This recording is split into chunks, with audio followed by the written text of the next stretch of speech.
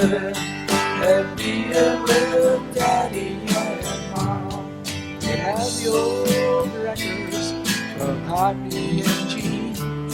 They've got that country feeling. Welcome. It takes a village. Who's in Santa Barbara? What's in Santa Barbara? And what are our resources? We are out at Bacara. We are so delighted to have Randy Torralva with us. He is doing some fascinating, really breakthrough research, and I am going to let him speak for himself. It's fascinating. We're so thankful that he's here. Welcome, Randy. Thank you, Bonnie. It's really good to. I'm good. How are you? Good, good. It's really good to be here with you today. Thank you for inviting me to be here, and it's a real pleasure for me to be here, thank and you. an honor also to be able to talk about some of the research that I've been doing and working with.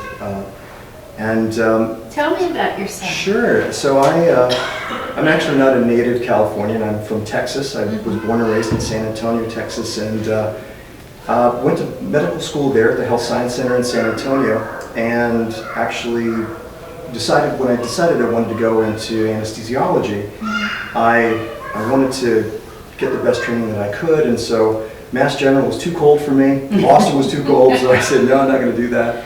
And ended up making my way out to Stanford in 1995, and then did my anesthesia training there, and had a fabulous experience, an incredible learning experience. And then I couldn't go home. The weather was too good, so it was wonderful, you know. So I ended up staying up in the Bay Area for some time and practiced there, and then eventually just realized I was looking for the Goldilocks spot in California, and here it is, Santa Barbara. So I won't say that too loudly, so we can keep it, Yeah, we keep it a secret. Keep it a secret for sure. But anyway, I ended up in practice here. I moved here. My wife and I moved here in 2008, and I took a practice with, took a position in the practice here with Anesthesia Associates Medical Group, AAMG.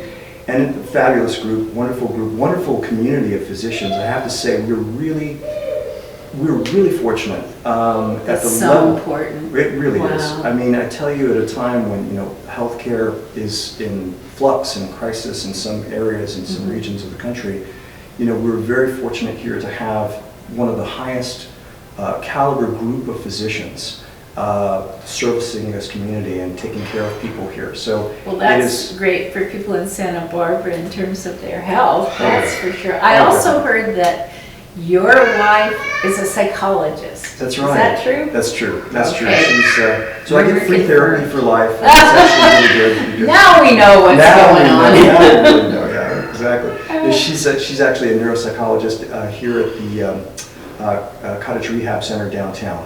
And so she works with helping with patients who have had either stroke or head injury of some kind, and helps with the amazing team there. She's part of the team there that they do amazing work there. So really, that's another facet of our community that is just very unique here. Wow, and what so a family. Pretty amazing. Yeah. Pretty amazing. So, yeah, actually, I really have to say that this is kind of interesting to be here. Doing this interview with you, my mother actually was she was the first Latina anchorwoman, and there in San Antonio. Oh, fascinating! Back in the 70s, actually 1976. That's when she got. Wow, at that her first time anchor. that was breakthrough, wasn't it? It was breakthrough, yeah. And she did that for many years, and actually my mother.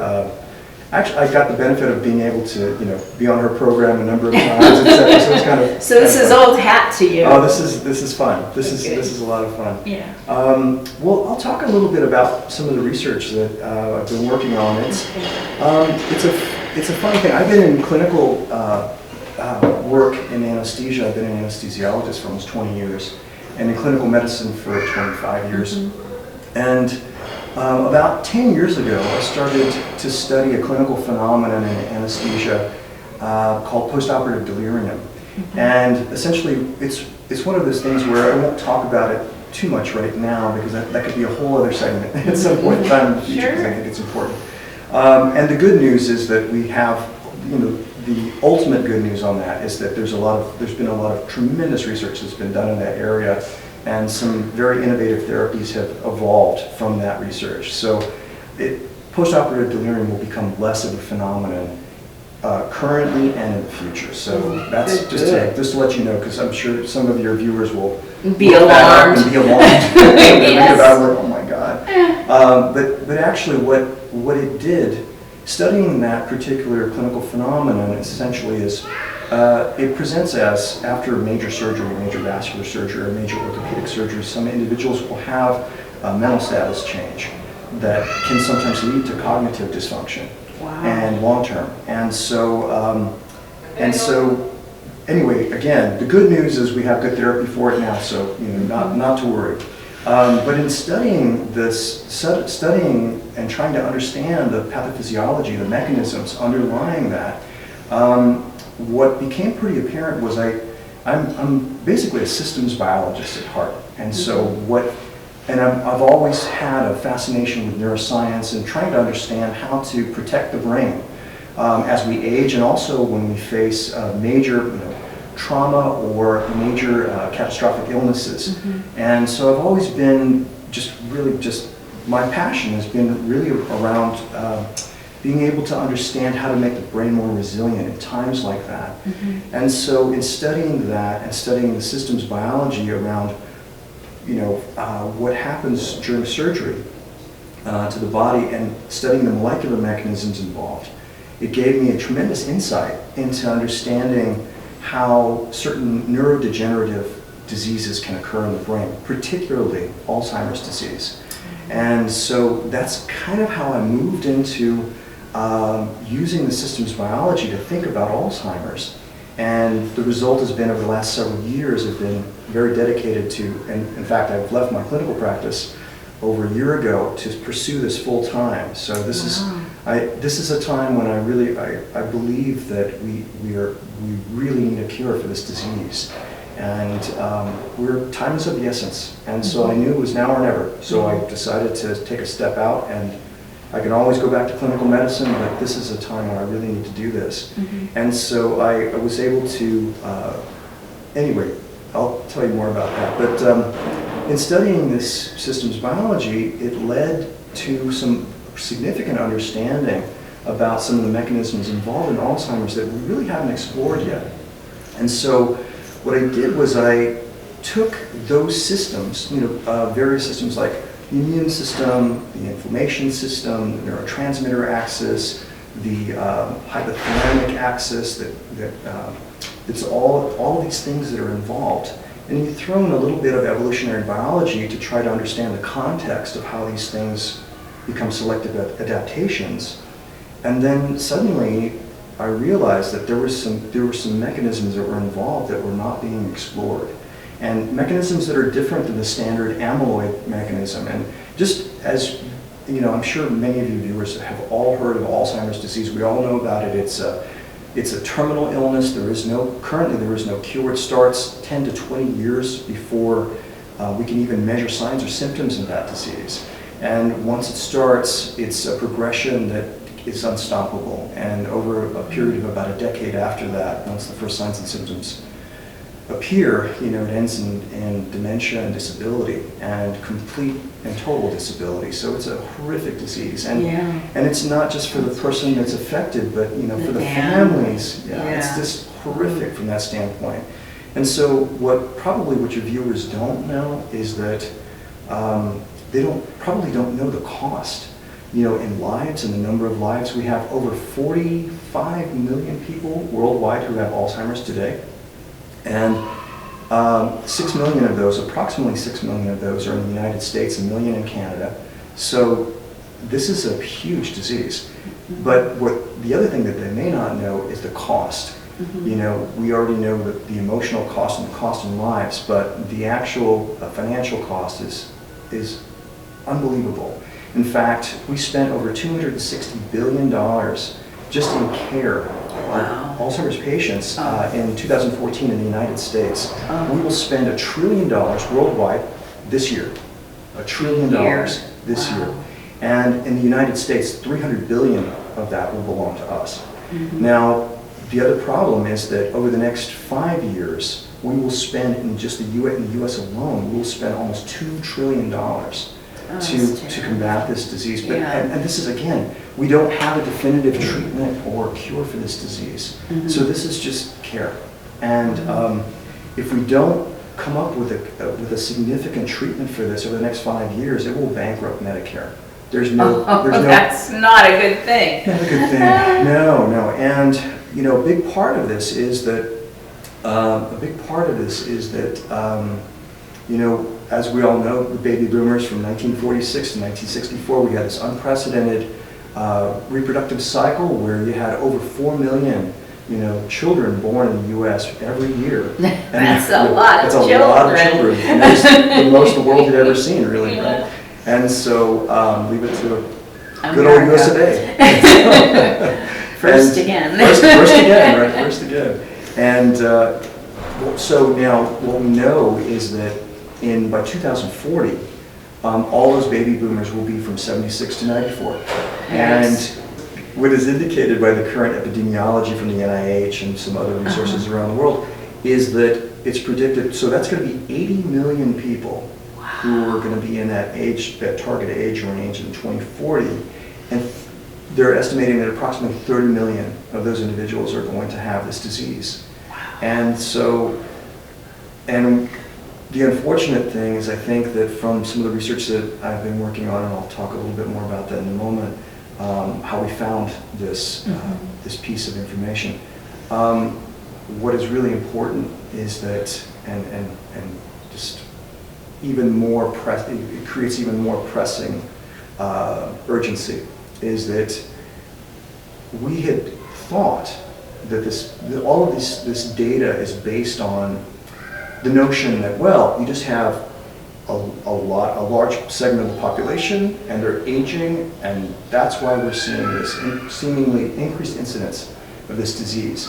But actually, there are genetic factors that target this particular group that we have identified in my group, my research group. And so what that means, unfortunately, what that means is that number is a very conservative estimate. Those numbers could be as high as 50%, and or even higher. So we're looking at a complete horrific epidemic of this disease, and already, even with those conservative numbers, we know of the financial ruin that it will create for the country and for the world. So the train's coming down the track. It is. It definitely the families and 50% is incredible. Oh, it's terrible. And women, right? Yeah, actually, that's the other thing too. Is we were talking about a little while ago. This disease is something that affects women more than men, almost 2 to 1. And so that's the other part of it. The good news is that some of the research that we've been doing identifies the genetic factors that may be involved in understanding why women have a higher prevalence of this disease than men. And so that's the good news. And I think that we can actually devise and design some diagnostics for this, specifically for women, to identify those at risk. So that's really the good news today. Wow. The way that we did that was, you're probably wondering, how did an anesthesiologist become an Alzheimer's researcher? And as I was explaining earlier in the program, this systems biology gave me some insight into some of these mechanisms in Alzheimer's. So in order to validate that, this was just kind of hypothesis at this point. This was a couple of years ago. But over the last year, what I did was I took those systems and figured out how, at a molecular level, how those systems communicated with each other. Now, the molecular components of those systems can then be, you can find the genetic code for that. And now we live in an unprecedented time where this genetic information is all over the internet. There are huge databases with the entire human genome. You know what you told me that was fascinating is how you had kind of a free-floating thing, and you had a thought, and you researched the topic, and maybe you can say it again better than I can, but such an interesting way of coming to a thought, Oh, sure, yeah, I'm happy to. Like the articles you read on things. Okay, and sure, I'm happy to talk about that. So, well, I'll tell you about that in a minute. Don't let me interrupt. No, it's fine, it's fine. So basically what we did was we took this, I created a gene map essentially. And once I took that gene map, we were able to cross-match that against the NIH Alzheimer's database, where they have full genomic information. And my research team, my research team consists of my good friend and long-standing colleague, John Statler, who's an IP attorney and has a specific interest in biological sciences, and also Dr. Johan Kuhn, he's from Stanford, and he's a bioinformatics specialist. Wow. And so what we did was we took that gene map, cross-matched it against the NIH database, and got this huge level of enrichment on all of our targets. So we handpicked 70 gene targets, 67 of those lit up. Over 50% of those have never been identified. Wow. And so what that means is we have a true way to develop a significant diagnostic for early stage diagnostics for people who we can discover their risk 15 to 20 years before this actually happens. And then we can use this this research platform, this analytical tool, to actually find therapeutic targets, new therapeutic targets. We've already identified 3 that are really significant. And so we can devise gene therapy, we can devise small molecule therapy, drug therapy for these different targets. And so we only have almost 5 minutes left. You're killing me. It's so fascinating. I'm sorry, I won't interrupt. No, it's okay. It's okay. I'm happy to. I have a lot of information to share. So obviously, but and I'm really happy to be here. I'm so glad to be able to share this information. And well, you were asking me how I do this, and so one of the things that I've always done, I essentially just.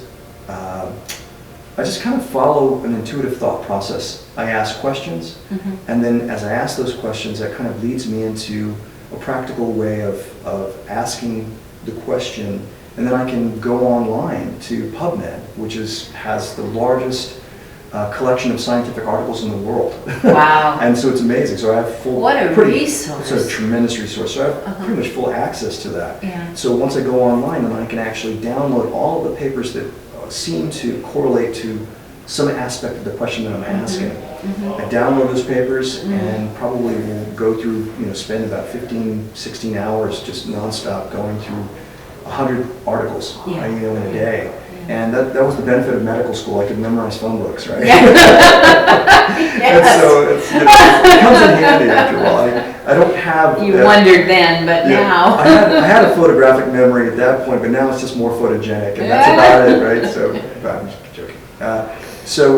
But essentially that's what I do now. And so once I download all that information, I just let it correlate, and I just spend a couple of days just letting that information sift through my subconscious mind, and suddenly, within a very short period of time thereafter, usually, patterns start to form.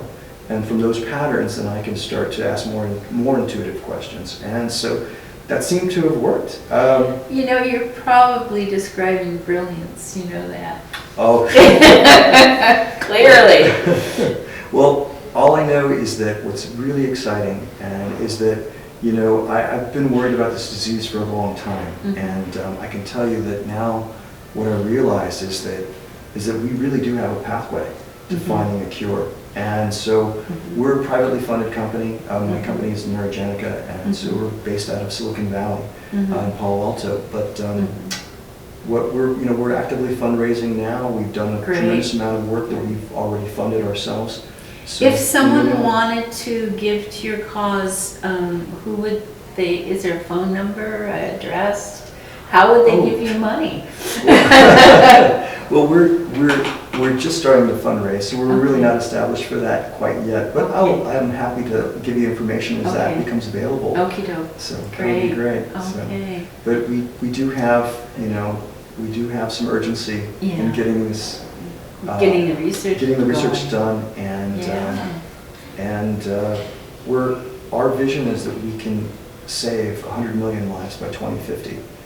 This contribution is just amazing, and I so appreciate that you're willing to share this and get this out, because I feel when people are sharing things, just like the articles you read, you never know where and who it's going to. That's right. And That's right. I just really so much want to thank you, not only for being here, but for what you're contributing. I mean, that is really a generosity of spirit that is not everywhere. Well, thank you so much, Bonnie. And I feel actually it's my privilege and my honor to do this work.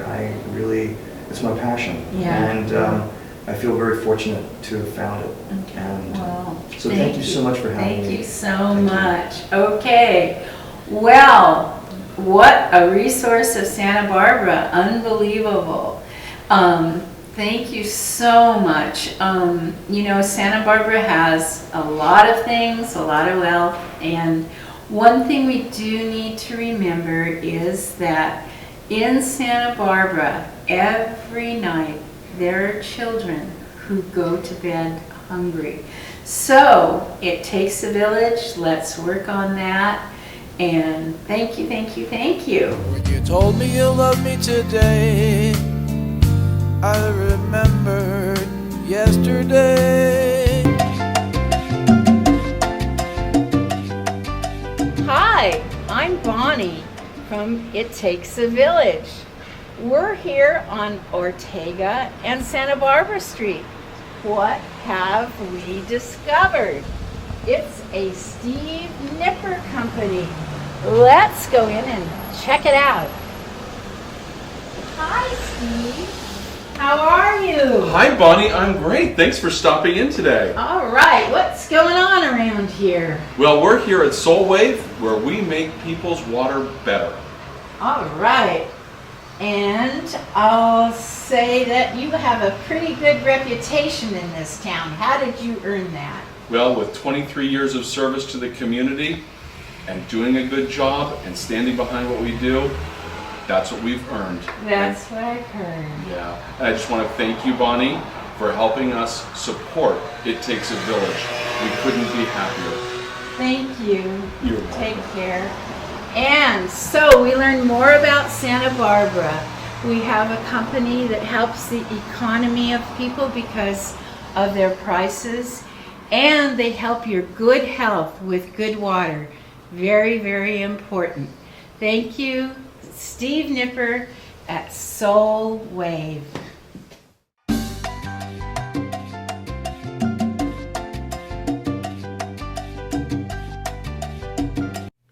Hi, I'm Chris Jensen from Jen's Guitar and Music Company, and I'm proud to sponsor It Takes a Village. And just so you know where we are, here's my card.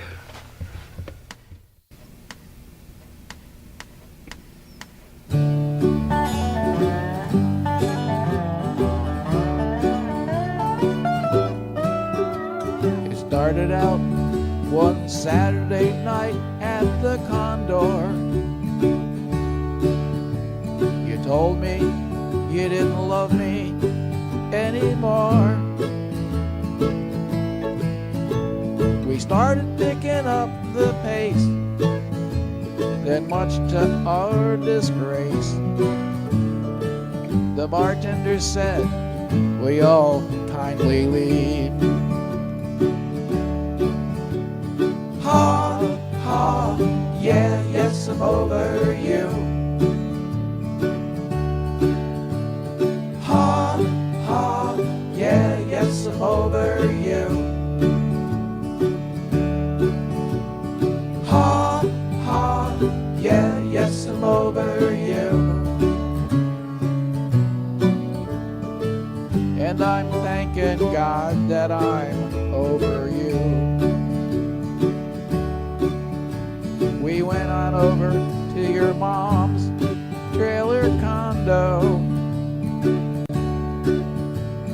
Pretty soon, a coffee table flew. Well, the neighbors, they called the cops. They made it stop. And then your dog bit off my shoe. Ha, ha, yeah, yes, I'm over you. Ha, ha, I'm over you. Ha, ha, yeah, yes, I'm over you. And I'm thanking God that I'm over you.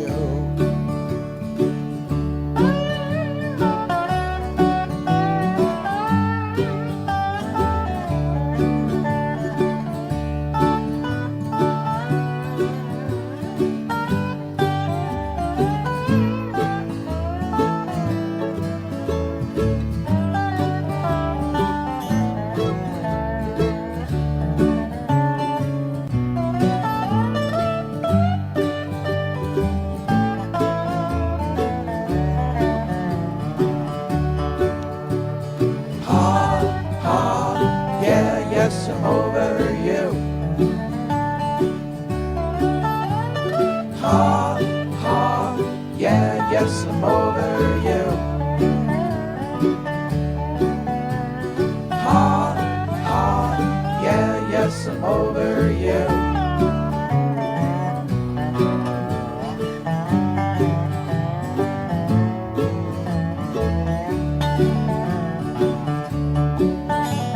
The moral of the story is there is no moral.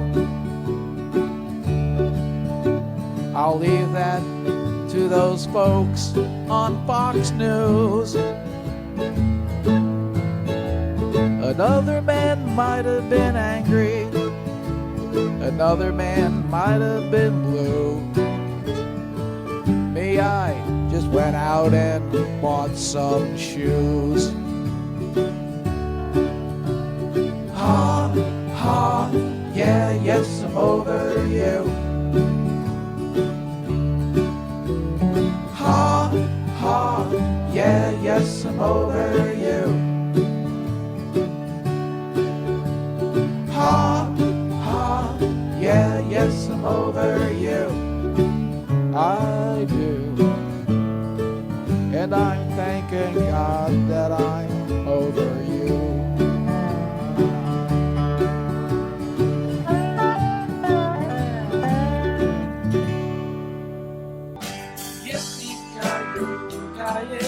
Gone are the days running and playing with Jimmy and Tom.